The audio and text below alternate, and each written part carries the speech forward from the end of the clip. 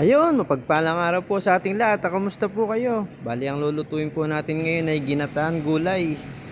Bali, ang pinakasahog niya is kalabasa, sitaw, okra. Ayan, ginisa ko lang sa sibuyas, bawang. Kalimutan ko yung luya. Dapat may luya yan. Tapos nilagyan ko ng alamang. Ayan, pampadagdag lasa din yan. Pampabango. Tapos nilagay ko na yung kakanggata. Ano dyan, yung kalabasa. Kailangan natin palambutin yan siguro mga after 10 minutes. Ayan, naglagay yung pamintang durog tsaka patis, dagdag lasa din yan. Ayan, tapos pag kumukulo na, nilagay ko na yung sitaw. Siguro after 5 minutes luto na yan. Tapos sunod na yung okra, mabilisan lang yan. Tapos nagprito din ako ng galunggong.